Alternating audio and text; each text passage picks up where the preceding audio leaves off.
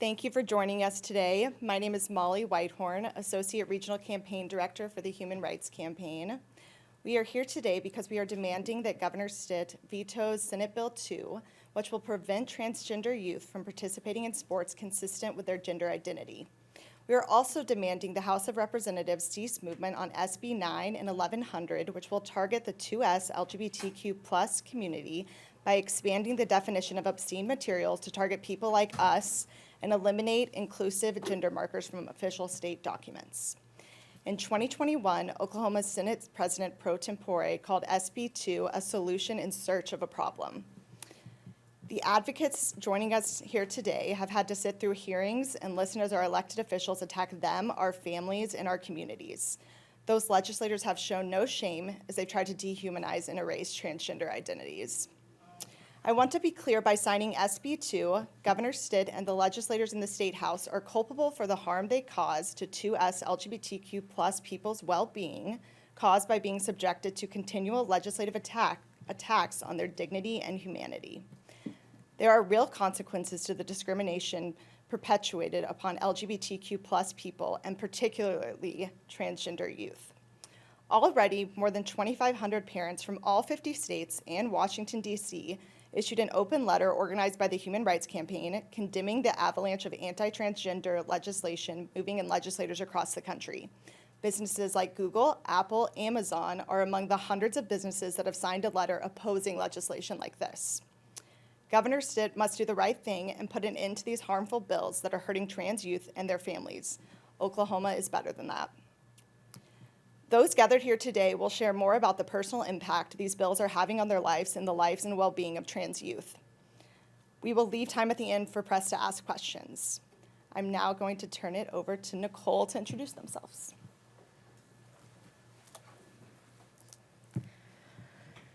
Thank you, Molly. My name is Nicole McAfee. I'm the Executive Director of Freedom Oklahoma, an organization that works to build the Oklahoma where all 2S LGBTQ+ Oklahomans are safe. My pronouns are they and she. I don't know about you, but personally I was never very good at sports. But when you graduate from a public high school with a class of 14 people, there's not a lot of opting out. So I played volleyball and basketball and tennis. My junior and senior year, I was even a cheerleader. I got to play on teams with my friends and even my little sister Hannah. Lack of coordination and lack of natural talent aside, I built a lot of skills and great memories. For me, as is the case for so many kids, sports were about community and belonging, about the hours on a bus or at a tournament, about making friends and getting a healthy taste of competition. They were about learning to trust other people as part of a team, working hard to build fundamentals or to hone a particular skill, and ultimately learning to win and lose together. But last week, the Oklahoma Senate decided that trans girls, two-spirit, non-binary, and gender non-conforming kids shouldn't get that same opportunity. That they would effectively be barred from participating in sports all throughout school, from kindergarten through college, at the expense of their mental and emotional well-being. Governor Stitt, I am here today to plead with you to show a level of political courage that is necessary in this moment. Oklahoma kids are not a political bargaining chip. When you say you're going to build a top 10 state, that has to include a future for all kids in Oklahoma. To do that, you have to set a boundary, now. By acknowledging the fact that SB 2 targets harm at an already vulnerable group of kids. That means you cannot allow this legislation to go into effect, especially not with an emergency. Because the only emergency here is that transgender, two-spirit, and gender nonconforming kids in Oklahoma are trying their hardest to survive in conditions that are so unwelcoming, they're not sure they can live through another day of it. Let them know that all kids belong here, that they belong here. Let kids play.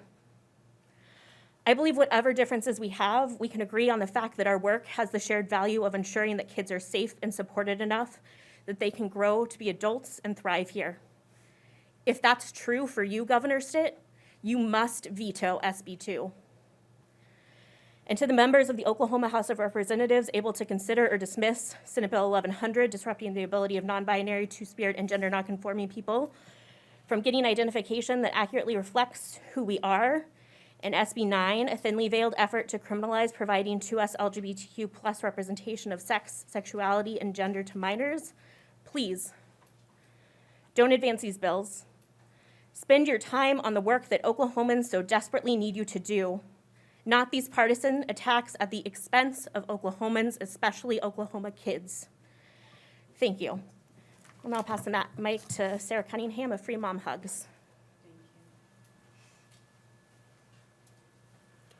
Can you hear me? My name is Sarah Cunningham. My pronouns are she, her. I'm the founder of Free Mom Hugs. I'm a mother, I'm a woman of faith, I have a gay kid, and I live in Oklahoma, born and raised. When my child first came out to me, I behaved badly. I was frozen in my fear and ignorance of not understanding what it meant to be gay. When my son came out of his closet, I went into mine. And I got educated on things like the history of human sexuality, science, and evidence. And I heard stories from the beautiful LGBTQ plus community that changed my mind and my heart and my understanding and my belief. Today, I believe that the gay community is a gift from God. I believe that our transgender children add a beautiful dynamic to our families and to the community around us.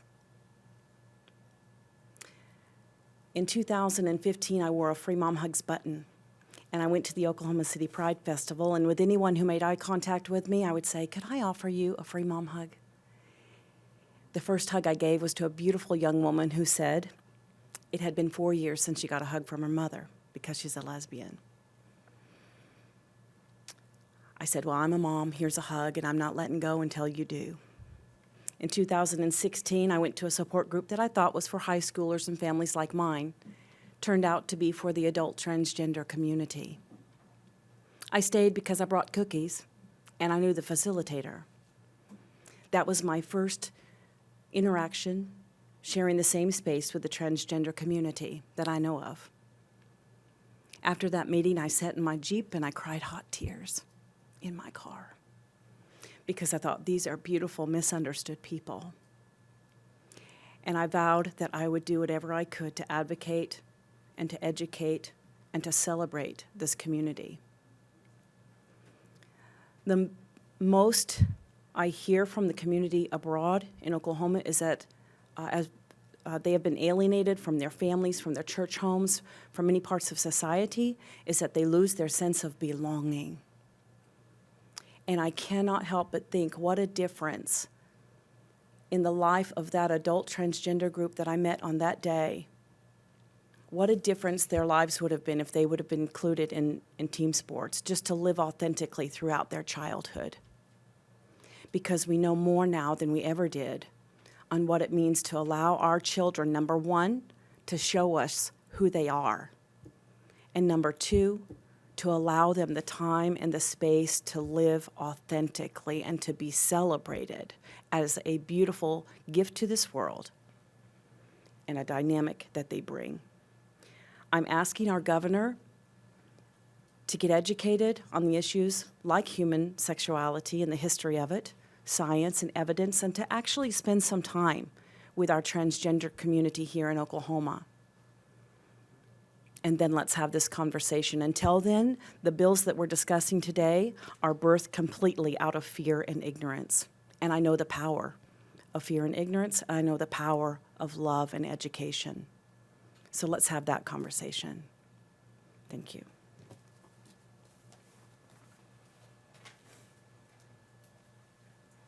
Oh, I forgot to. Sorry, Nikki.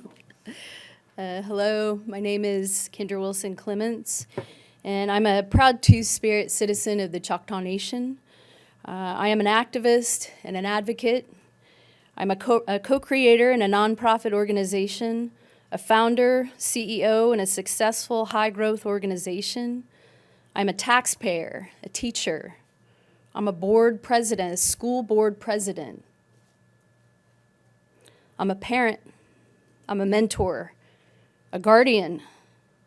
I'm a safe person who strives to create safe spaces and places for our 2S LGBTQ plus kids every single day. I wake up every single day in a system that is harmful, unhealthy, unwell, unsafe, and quite frankly, it is played out.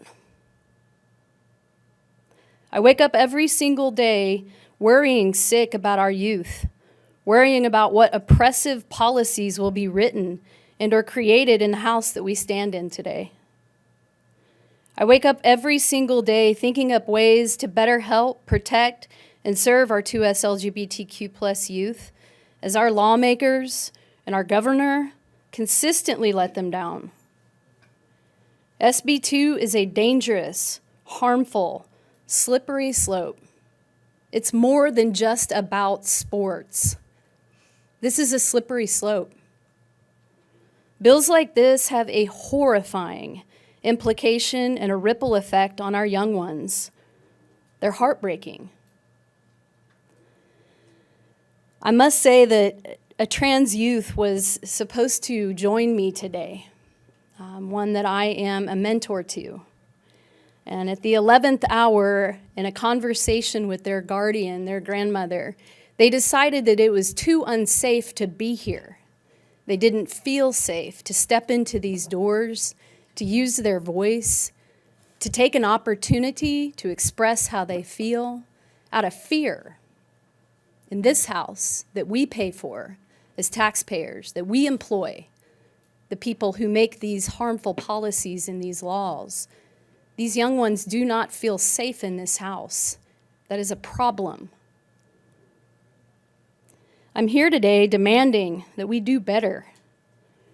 I'm demanding that Governor Stitt vetoes Senate Bill 2, which will prevent transgender youth from participating in sports that are consistent with their gender identity.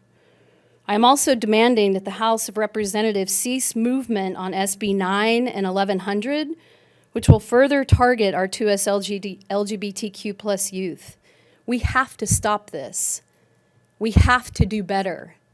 We are losing young ones every single solitary day because of policies like this. It has to stop. Thank you. I want to introduce my sister, Sarah AdamsCornell.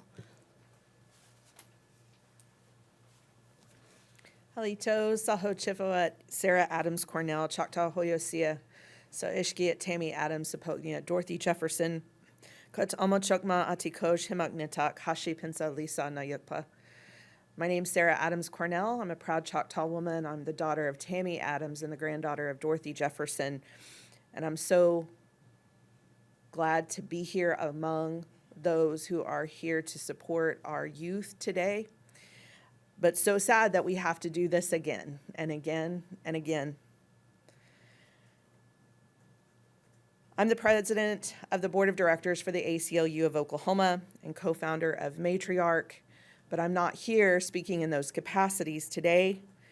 I'm speaking to you as a mom and an auntie of two-spirit, transgender, gender nonconforming, non-binary kids.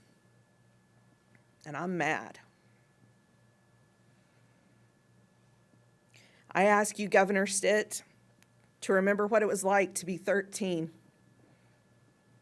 to remember what it was like, the joys of discovering who you are, of deciding what you're going to believe in, what you're going to become. The joys of team sports where you get to be with your peers, that experience you get to be coached by people you admire, to celebrate wins and losses together in community, and how that forms you as a person and sticks with you forever.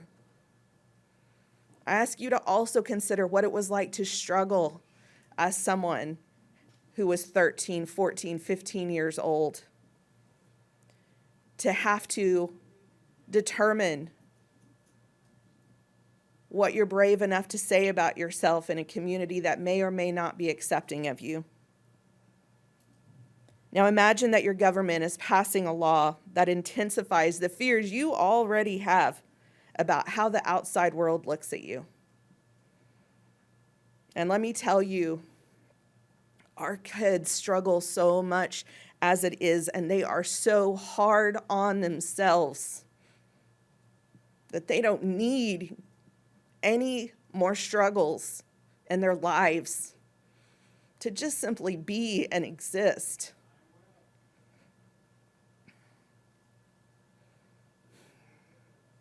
My sister Kendra and I started an organization just recently for our indigenous two-spirit LGBTQ kiddos, not because we needed something else to do, but because we were so overcome with calls from our kids that need space, that need mentors, that need safety, that need encouragement to just be who they are. And I was up till 2:30 last night with my own kiddo, who was supposed to be here with us today, whose anxiety was through the roof because they could not be in a space like this for fear of what would happen. I can't tell you how hard that is to try to instill hope in someone who feels hopeless. But it's more difficult to be that person who is not feeling supported by a community. Don't take away the tools that they need, like sports, that help them decompress, that give them community and help them stay healthy.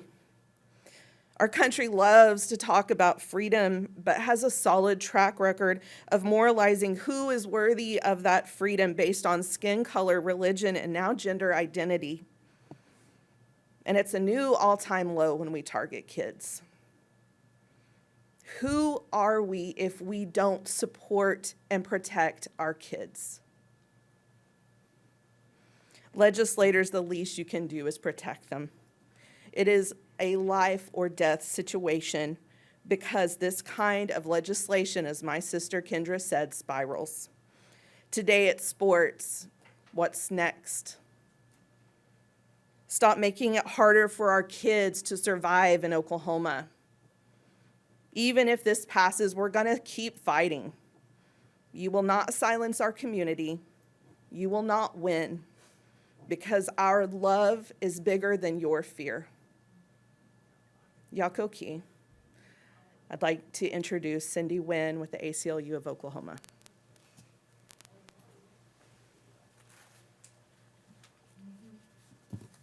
Hi, everybody. Can everybody hear me? My name is Cindy Nguyen. I am the Policy Director for the ACLU of Oklahoma.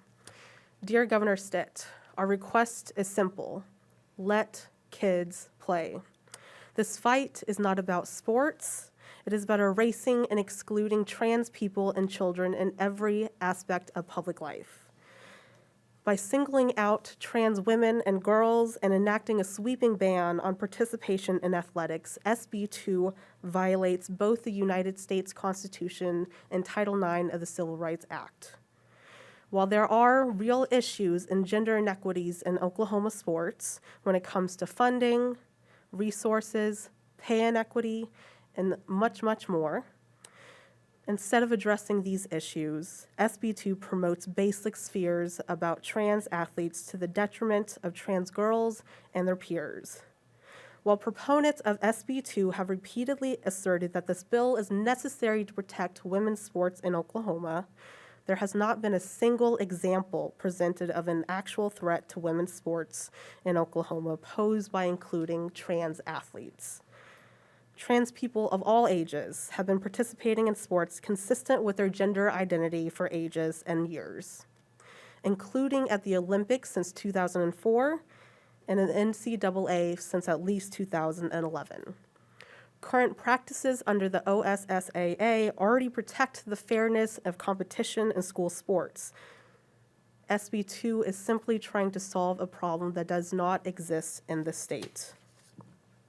Not only does SB 2 needlessly harm the mental health, the physical well-being, and the ability to access educational opportunities for trans women and girls, SB 2 plainly violates federal constitutional and statutory law. Please do not let lawmakers take away the opportunity for trans children to be kids. In every state and in every single community, trans people belong. Governor Stitt, please let kids play. Veto SB 2. I am now going to turn it over to Reverend Walke.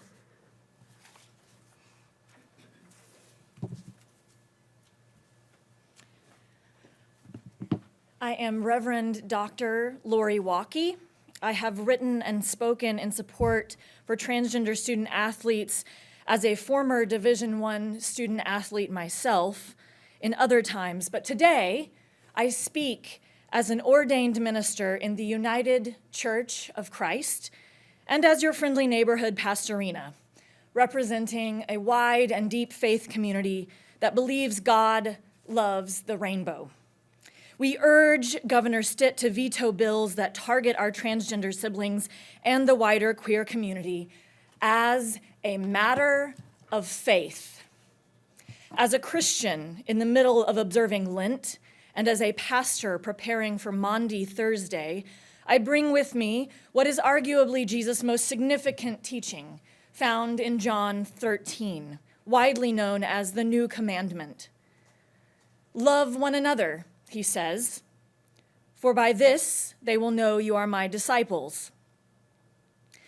Not by discrimination, not by division, not by dogma, but by love. So I plead with you, Governor Stitt, as your sister in Christ. SB 2 and legislation like it is not loving. You have been given the statistics, you have been given the numbers, you have been given the stories, all of which consistently show how harmful and cruel this legislation is for our transgender youth. This is all Christians need to know. If we take Jesus seriously, to support anti-transgender legislation is to be anti-gospel, for the Bible tells us so. Love one another. Governor Stitt, what an opportunity you have here. We are watching. It is now my honor to turn the mic over to Representative Murray Turner.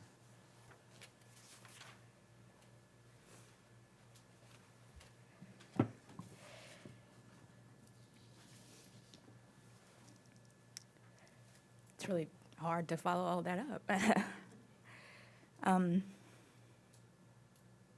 Yeah, my name is Maury Turner.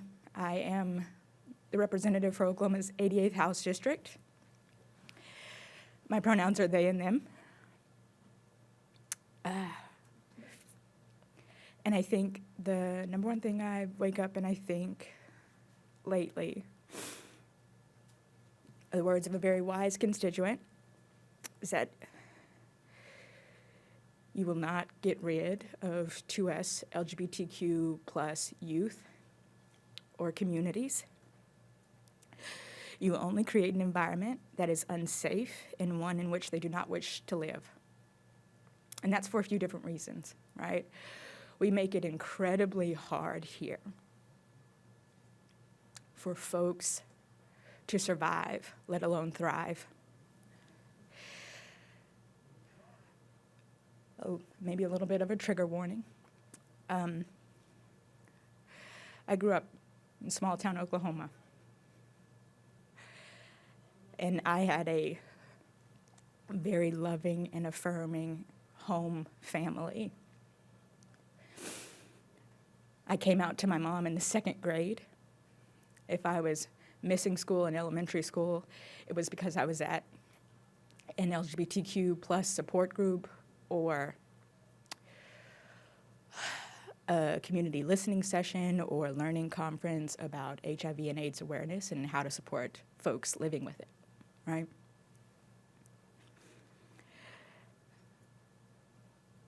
But I also didn't envision a life to beyond high school.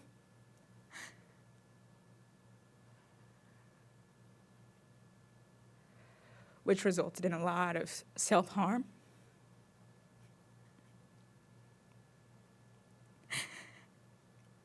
And that was with the supportive home. That was without seeing legislation continuously telling me, written by adults, leaders, right, in our community, continuously telling me that I didn't have a place here, right? And I used to think, when I was a kid,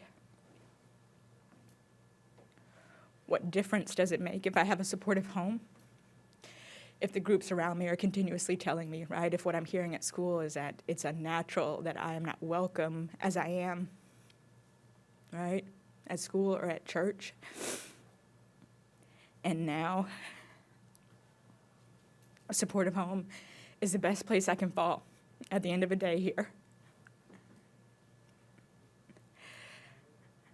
I get to rest my head in House District 88 with some of the strongest fighters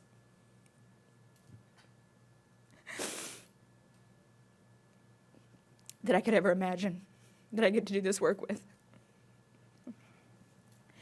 And hear from students in the district and their families about what legislation like this does. And I could only think where I would be if legislation like this was happening as I was in high school, middle school, elementary school.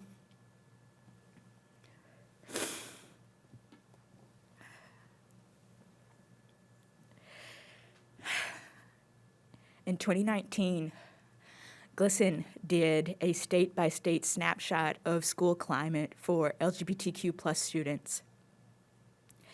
And the vast majority of students in Oklahoma's education system regularly heard anti-LGBTQ remarks and rhetoric.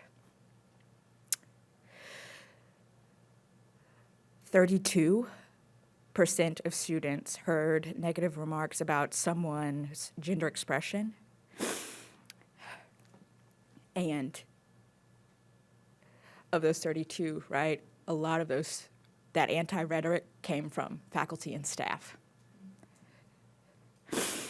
While the authors of these bills probably haven't talked to a transgender student or written legislation for issues that are, but have written legislation for issues that are non-existent,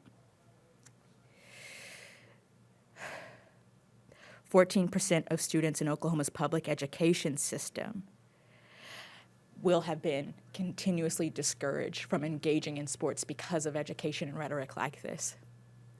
Those percentages are students. That number grows higher and higher every day. We continue to give space to something like this.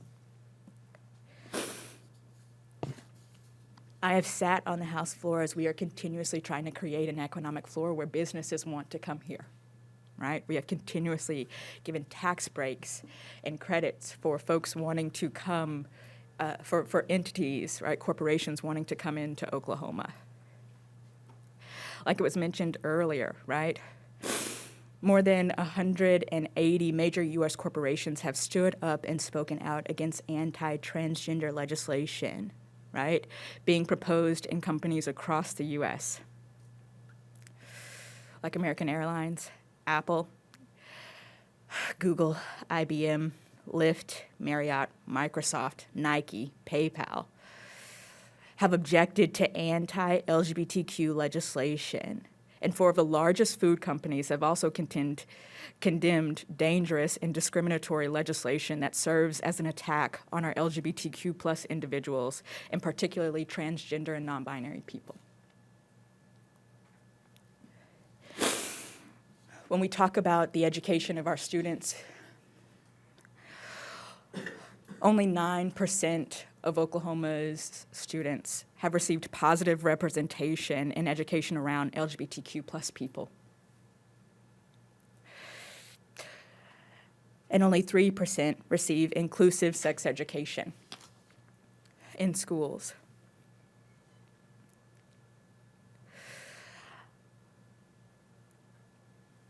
These bills will prevent our youth from participating in sports, from being encouraged to thrive outside of a classroom,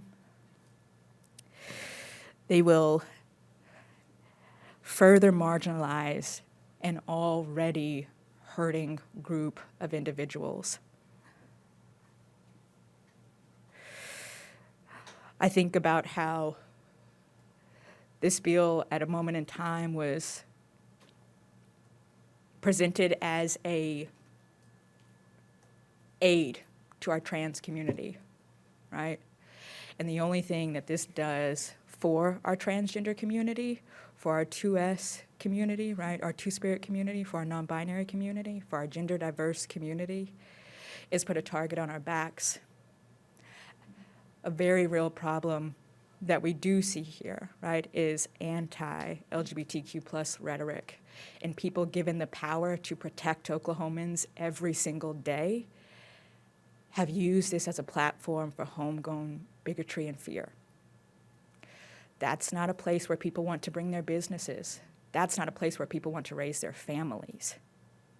That's not a place where Oklahomans can survive. Our job should be based in making sure that Oklahomans survive, that folks get a chance to raise their families and talk about the good things that they experience here and grow our economy, right? So I want to urge the governor to not sign SB 9, 1100, right? I want to urge the House and the Senate to stop these bills, to stop hearing these bills, right? And I want to urge leadership specifically in both of these chambers, because it's not just the fact that these laws were written, it's that leadership said, yes, and we'll hear them too. We want to give a voice to this, right? It's not just about the authors, but it's about everybody who helps these bills get across the finish line. I think the last thing I want to say is that last week I heard of a colleague telling a group of students from a GSA that he couldn't stand against the bill because sometimes he gets death threats for taking unpopular stances. And what that tells our students, right, is that they do not have an advocate here. But I also want to tell you that that's a Monday morning in the office for me. I wake up and there's likely a death threat waiting on me. I risk my life every day for the people of House District 88 in Oklahoma, because that's how much you care. I care for you. And that's also how much I see you care. I get to show up every day knowing that I have a community that supports me across Oklahoma and wants to see us make it through this together. And I cannot stress to you the importance of that and making sure that we stay here in this fight together, because it's hard. I know it is.